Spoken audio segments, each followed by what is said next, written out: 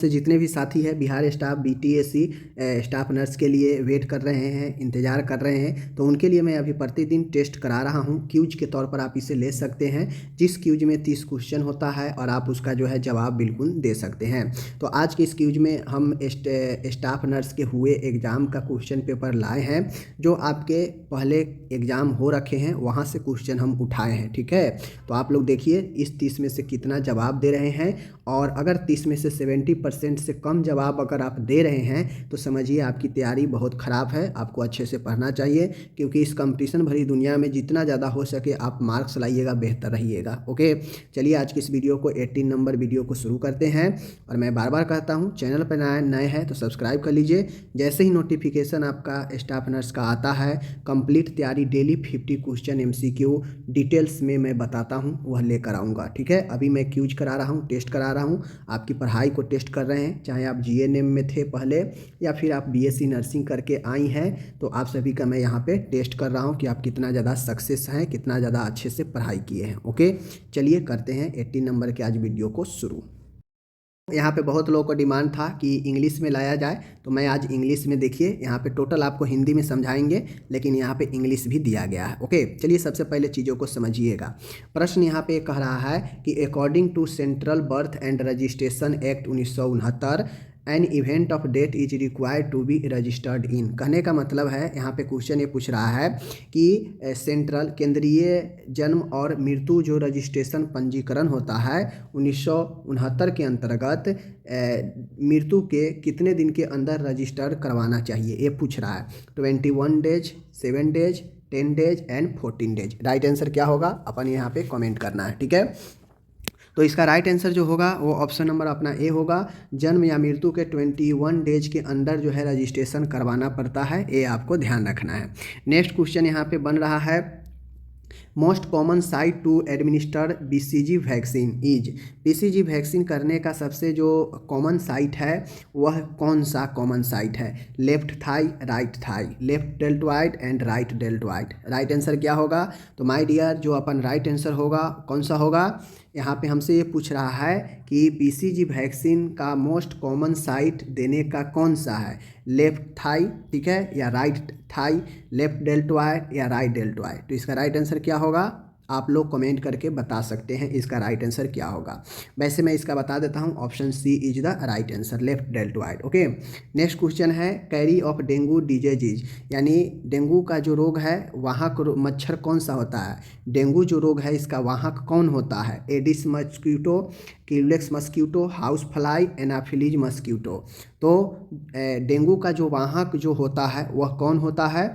Dengue का अपन वाहक जो होता है वो अपन एडिस मस्क्यूटो होता है। ठीक है, एडिस एजिप्टीज। ओके, आगे बढ़ते हैं। नेक्स्ट क्वेश्चन है, difficult in getting off to sleep और in maintaining sleep is called. कहने का मतलब है क्वेश्चन का कि difficult in getting off to sleep या इन मेंटेनिंग, यानी सोने में डिफ़िकल्ट होना, कठिनाइयाँ होना, या सोने में जो है जो सोया जाता है उसको मेंटेन नहीं रख पाना, यह कहा जाता है, क्या कहा जाता है? सोने में कठिनाई होना या सोने को जो है बनाकर नहीं रख पाना, यह क्या कहा जाता है? ठीक है, सोने में कठिनाई आना क्या कहा जाता है? Amnesia, narcolepsy, insomnia, hypersomnia. तो सोने में कठिनाई होना या जो स्लीपिंग होता है उसको मेंटेनिंग नहीं कर पाना, यह क्या कहता है? Option number C, insomnia. Okay, आगे बढ़ते हैं। नेक्स्ट क्वेश्चन है, what is the amount of solution. यहाँ पे पूछ रहा है, अमाउंट पूछ रहा है सॉल्यूशन का, placed in a nebulizing chamber while providing nebulization. जब नेबुलाइजेशन हम देते हैं तो नेबुलाइजेशन चेम्बर में हम सॉल्यूशन कितना रखते हैं, कितना मात्रा में सॉल्यूशन रखते हैं? आप लोग देखते हैं ना, नेबुलाइजेशन कराने में उसमें जो है कुछ सॉल्यूशन रखते हैं, द्रव रखते हैं नेबुलाइजेशन चेम्बर में। कितना जो है आपको अमाउंट सॉल्यूशन होता है उसमें? 3 ml, 6 ml, 2 ml, 10 ml, कितना होता है? तो माय डियर, मैं आपको यहाँ पे स्पष्ट बताना चाहता हूँ कि क्या होगा? ऑप्शन नंबर ए, 3 ml। ठीक है, कितना होगा? 3 ml अपन यहाँ पे होगा। जब हम नेबुलाइजेशन किसी को करवाते हैं तो उसमें जो सोल्यूशन होता है वो 3 ml जो है हम वहाँ पे प्लेस करते हैं। नेक्स्ट क्वेश्चन यहाँ पे देखिएगा। क्वेश्चन है the most critical factor in the care of an infant after repair of a cleft lip. कहने का मतलब है, कह रहा है कि क्लेफ्ट लिप जो होता है, जो खंड ओष्ठ होता है, उसके रिपेयर करने के बाद इन्फेंट में, शिशु में जो हम लोग हैं वह देखभाल करते हैं। किसका देखभाल करते हैं? मोस्ट रूप से प्रिवेंट वोमेटिंग को रोकते हैं। Maintaining a patient airway, patient रोगी के जो वायु मार्ग होता है उसको मेंटेन करते हैं। Maintaining parental fluid infusion, administrating medication that reduce oral secretion. तो इसका राइट आंसर क्या होगा? तो इसका राइट आंसर ऑप्शन नंबर आपका क्या होगा? B, maintaining a patient airway. अगर क्रिटिकल फैक्टर, महत्वपूर्ण कारक देखभाल में शिशु के क्लेफ्ट लिप होने के, रिपेयर होने के बाद सबसे महत्वपूर्ण जो देखभाल है वो कौन हो जाता है? तो वायु मार्ग को बनाकर रखना, ऑप्शन नंबर बी। ओके, आगे बढ़ते हैं। नेक्स्ट क्वेश्चन है अपन यहाँ पे देख लीजिए यहाँ पे, which procedure will help in the management of atonic PPH. कह रहा है, आप लोग पढ़े होंगे पीपीएच का जो है टाइप्स, तो उसमें पीपीएच का एक प्रकार आपका एटोनिक पीपीएच है। ठीक है, तो आपको पता होगा कि एटोनिक पीपीएच का जो मैनेजमेंट है वह मदद करता है कौन सा procedure? Uterine muscles dilator, binomial compression of uterus, ठीक है, suturing of cervical and vaginal tears, intra vaginal packing. कहता है, देख लीजिए, यूटेराइन मसल्स डिलेटर यानी गर्भाशय का जो मसल्स होता है उसमें फैलाव होना। बाइनेमुअल कंप्रेशन ऑफ यूट्रस को दबाकर, ठीक है, और साथ में जो सर्वाइकल है, जो वेजिना है, जो उसके चीरा है, उसको सील कर या इंट्रा वेजिनल पैकिंग करके, यानी वेजिना के अंदर पैकिंग करके हम पीपीएच का मैनेजमेंट कैसे कर सकते हैं, कौन से प्रोसीजर से, हमको ये बताना है। ओके, क्या बताना है? तो राइट आंसर क्या होगा? बाइमेनुअल कंप्रेशन ऑफ यूट्रस। ठीक है ना, एटोनिक यूट्रस का हम बाइनोमियल कंप्रेशन करके जो है उसे यूट्रस को कंप्रेस करके हम उसे सही कर सकते हैं। ठीक है, नेक्स्ट क्वेश्चन है, in eclampsia the initial loading dose of intramuscular injection MgSO4। कहने का मतलब है कि एक्लेम्पसिया में शुरुआती जो डोज होता है MgSO4 का, वह इंट्रामस्कुलर में जो दिया जाता है कितना होता है? स्टार्टिंग हमसे पूछ रहा है कितना होता है। 5 gram in each buttock, 10 gram in each buttock, 10 gram in single buttock, 5 gram in single buttock. तो इसका राइट आंसर क्या होगा माय डियर? इसका राइट आंसर जो होने वाला है अपन, वह होगा option number A, 5 gram in each buttock, यानी प्रत्येक बटक में 5-5 ग्राम इंजेक्शन जो है लोड करके इंट्रामस्कुलर में देना। MgSO4 मैग्नीशियम सल्फेट किस काम में आता है? कमेंट कीजिए। ओके, नेक्स्ट क्वेश्चन है, इन शॉक यानी सदमे में, आघात में प्रीफियर नहीं करना चाहिए, किसका उपयोग जो है प्रीफियर नहीं करना चाहिए? नॉर्मल सलाइन का, डेक्स्ट्रोज नॉर्मल सलाइन का, डेक्स्ट्रोज 5%, रिंगर लैक्टेट का। आप बताइए कि सदमे में इनमें से किसका उपयोग प्रीफियर नहीं है?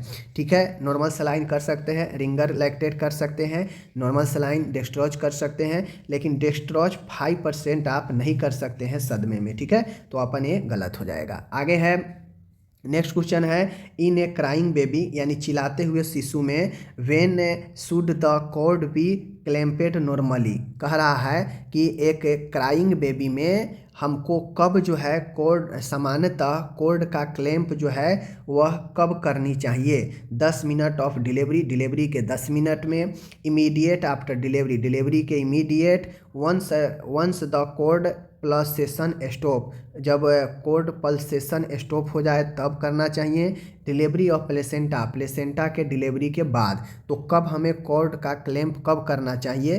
डिलीवरी के 10 मिनट बाद, या डिलीवरी के इमीडिएट बाद, या जब एक बार कॉर्ड का पल्सेशन, धड़कन बंद हो जाए तब करना चाहिए, या डिलीवरी ऑफ प्लेसेंटा के डिलीवरी के बाद कब करना चाहिए? आप लोग जो है इसको बताइए। तो जो 10 का ये 10वां नंबर का क्वेश्चन है, और ये क्वेश्चन ये कह रहा है कि जो है इन क्राइंग बेबी कब जो है हमें कॉर्ड का जो है क्लेम करना चाहिए? तो एक बार जब कोड का पल्सेशन रुक जाए तब जाके हमें कोड का क्लेम करना चाहिए। Option C right. ठीक है, 11 नंबर का क्वेश्चन अपन यहाँ पे है, देख लीजिए, बहुत अच्छा प्रश्न है। 11 नंबर प्रश्न कह रहा है कि the first step in thermal protection, यानी प्रथम चरण क्या है उष्मीय से सुरक्षा फॉर द न्यू बर्न। कह रहा है कि थर्मल प्रोटेक्शन से बच्चे न्यू बर्न बेबी में प्रथम वो जो है स्टेप क्या होता है, सुरक्षा देने का। ठीक है, ड्राइंग द बेबी, ठीक है ना, through immediate after birth, drying the baby through after the cord has been cut, covering the baby covering the baby with a clean dry cloth immediately after birth, covering the baby with warmed blanket. तो हमसे first step पूछ रहा है in thermal protection, उष्मीय सुरक्षा के लिए new born baby को हम लोग क्या करेंगे। ठीक है, हम लोग क्या करेंगे, उष्मीय सुरक्षा के लिए हम लोग ड्राइंग द बेबी थ्रू, ठीक है ना, थ्रूली इमीडिएट आफ्टर बर्थ, यानी जन्म के तुरंत बाद बच्चे को हम लोग जो है क्या करेंगे, ड्राइंग करते हैं थर्मल प्रोटेक्शन से। ओके, ये हो गया। आगे क्वेश्चन है, नेक्स्ट क्वेश्चन देख लीजिए।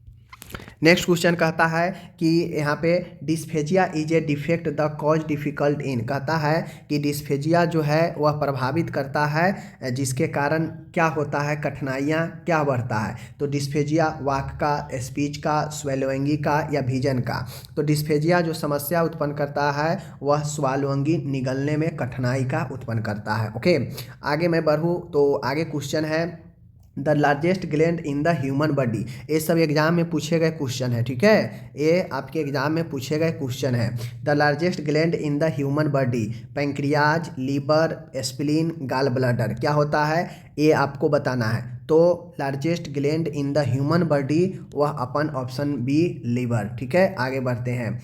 आगे है यहाँ पे आप लोग देख सकते हैं enlargement of the thyroid gland due to lack of iodine. Lack of iodine की कमी से, अगर आयोडीन की कमी से थायराइड ग्लैंड में जो है बढ़ जाता है, थायराइड ग्लैंड बढ़ जाता है किसके कमी से, आयोडीन की कमी से, तो क्या होता है, क्रिटिनिज्म होता है, ग्वाइटर होता है, हाइपरथायराइज्म होता है या ग्रेव्स डिजीज होता है। तो माय डियर मैं बता दूं right answer option number B होगा इसका, ग्वाइटर, घेघा रोग, जिसमें थायराइड ग्लैंड में इनलार्जमेंट हो जाता है, मतलब वृद्धि हो जाता है। ओके, नेक्स्ट क्वेश्चन यहाँ पे है, देख लीजिए, बहुत अच्छा क्वेश्चन है।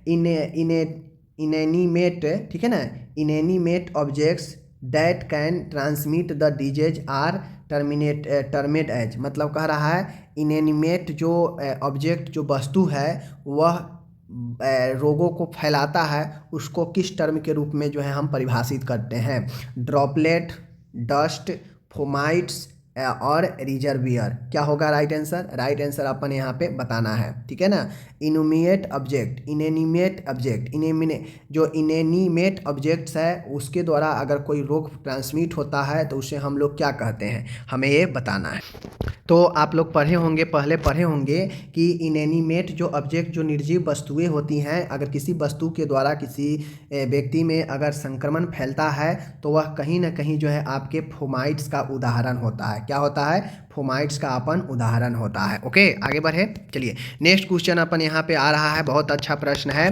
पर्सन और एनिमल, यानी व्यक्ति और जानवर या फिर वस्तु से which the infectious agent is transmitted, कहता है वस्तु या जानवर या किसी वस्तु से जो संक्रामक एजेंट है वो ट्रांसमिट होता है, उसे हम लोग क्या कहते हैं, हमको ये बताना है। ओके, क्या कहते हैं, एजेंट कहते हैं, होस्ट कहते हैं, सोर्स कहते हैं, रिजर्वियर कहते हैं। तो राइट आंसर अपन क्या होगा, सोर्स होगा। चाहे वो आदमी हो, चाहे जानवर हो, कोई वस्तु हो, अगर इससे कोई संक्रमण दूसरे में ट्रांसमिट होता है तो यह एक सोर्स, स्रोत का काम करता है। ओके, अपन ये हो गया। नेक्स्ट क्वेश्चन यहाँ पे आ गया, बहुत अच्छा प्रश्न है, देख लीजिए। क्वेश्चन क्या कहता है कि infection occurring in a patient while in A hospital और हेल्थ केयर एजेंसी, कहने का मतलब है कि संक्रमण, वैसा संक्रमण जो रोगी को हॉस्पिटल में या स्वास्थ्य देखभाल संस्थान में होता है तो ऐसे संक्रमण को क्या कहते हैं। आप लोग पढ़े होंगे कि हॉस्पिटल या स्वास्थ्य एजेंसी में होने वाले संक्रमण को जो है हम क्या कहते हैं, अपॉर्चुनिस्टिक इन्फेक्शन, नोजोकोमियल इन्फेक्शन, ठीक है, देख लीजिए आइट्रोजेनिक इन्फेक्शन, इनडायरेक्ट इन्फेक्शन, क्या कहते हैं माय डियर। तो हम लोग जानते हैं इसको कहेंगे नोजोकोमियल इन्फेक्शन, जो अस्पताल में होने वाला संक्रमण होता है। ओके, नेक्स्ट क्वेश्चन, अच्छा क्वेश्चन है, आप लोग देखे समझे, बहुत अच्छा प्रश्न है। यहाँ पे क्वेश्चन क्या है कि वाइडली स्प्रेड मतलब विस्तृत रूप से फैलने वाला occurrence of an infectious disease in a community at given period of time is called. कहता है एक समय अवधि में समुदाय में अचानक से विस्तृत रूप से फैलने वाले इन्फेक्शन को क्या कहा जाता है। ओके, एक टाइम पीरियड में समुदाय में एक रोग अचानक से बहुत ज़्यादा स्प्रेड करने लगता है, उसे क्या कहते हैं। एक समुदाय की बात कह रहा है, ठीक है। इंडेमिक कहते हैं, एपिडेमिक कहते हैं, पेंडेमिक कहते हैं और स्पोराडिक कहते हैं। तो राइट आंसर क्या होगा, एपिडेमिक होगा, ठीक है। एक समुदाय में, एक राष्ट्र में, एक राज्य में, एक देश में अचानक से एक टाइम पीरियड में अगर इन्फेक्शन फैलने लगे तो अपन क्या होगा, ऑप्शन नंबर बी एपिडेमिक, ठीक है। आगे बढ़ते हैं, देखिए यहाँ पे आगे क्वेश्चन है, बहुत अच्छा प्रश्न है। प्रश्न क्या है देख लीजिए, प्रश्न है कि व्हाट इज द, देख सकते हैं, what is the main function of liver. Liver का सबसे मुख्य कार्य क्या है।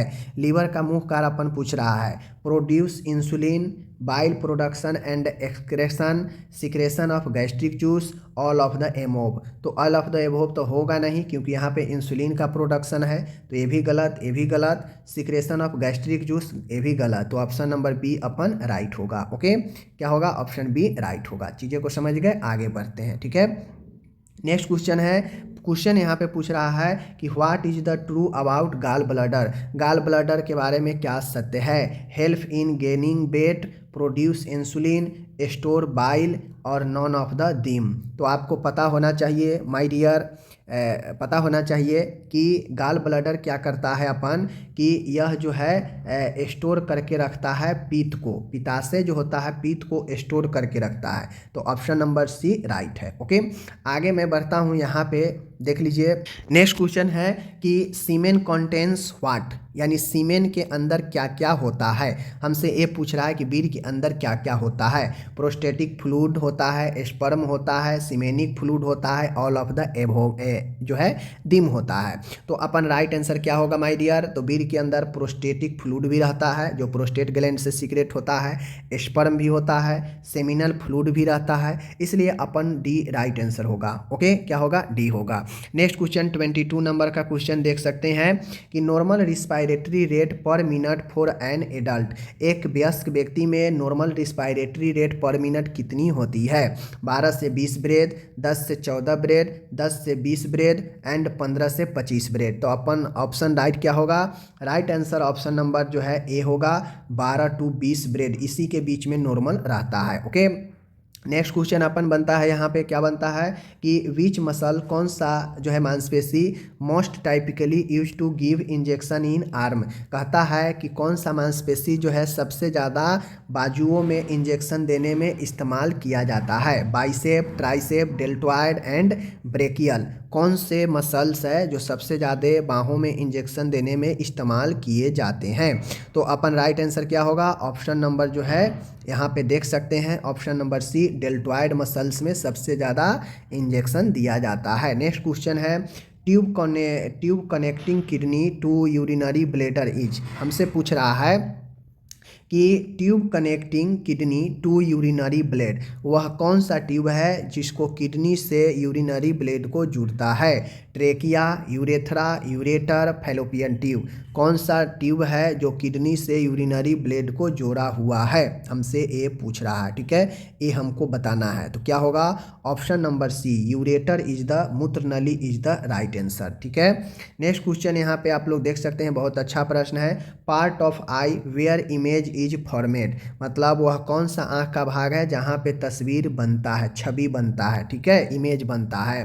तो क्या होगा, राइट आंसर क्या है ऑप्शन नंबर डी, रेटिना में हमारा जो है इमेज बनता है। ओके, रेटिना में, ठीक है।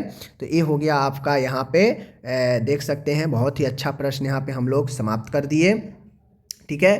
तो इस प्रकार से ये मैंने आपको यहाँ पे बता दिया।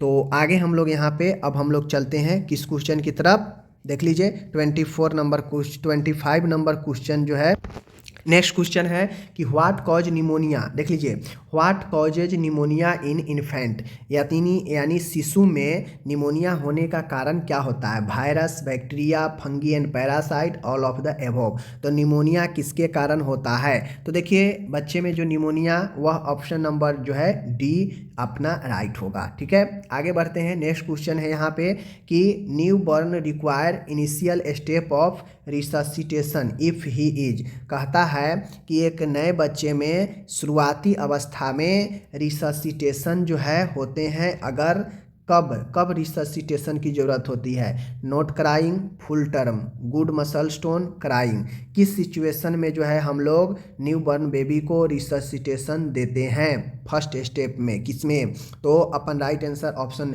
अगर बच्चा नहीं चिल्लाए, नहीं क्राइंग करे तो उसे हम लोग करते हैं, ठीक है। आगे हम लोग बढ़ते हैं, देख लीजिए, what should be done to prevent hypothermia, यानी निम्न जो तापीय होता है, निम्न ताप से बचाने के लिए क्या करना चाहिए, KMC, ब्रेस्ट फीडिंग, कवरिंग जो है head, all of the above, क्या होगा। तो अपन यहाँ पे बताना है कि इससे बचाने के लिए क्या किया जाता है। तो देखिए, हम बच्चे को हाइपोथर्मिया से बचाने के लिए KMC भी देते हैं, ब्रेस्ट फीडिंग भी, और सिर को भी ढक के रखते हैं, इसलिए ऑप्शन नंबर डी राइट होगा। ओके, नेक्स्ट क्वेश्चन है 29 नंबर, देख सकते हैं, albendazole is given to treat, albendazole किसके उपचार के लिए दिया जाता है, diarrhoea, pneumonia, worm infestation, amoebiasis. तो राइट आंसर क्या होगा, option number C, worm infestation के लिए, कृमि संक्रमण, ठीक है। Which of the following is not given at birth, यानी इनमें से कौन जो है जन्म के समय नहीं दिया जाता है, ये बताना है, ठीक है। OPV, hepatitis B, BCG, pentavalent, कौन सा जो है यहाँ पे जन्म के समय नहीं दिया जा सकता है, कौन सा, pentavalent, option number D is the right answer. Okay, तो इस प्रकार से मैंने 30 क्वेश्चंस आपको करा दिया। आप ईमानदारी पूर्वक बता सकते हैं कि आप इन 30 में से कितने का सही जवाब दिए हैं, कितने का गलत जवाब दिए हैं। ओके, तो चलिए मिलते हैं अगले वीडियो में, धन्यवाद।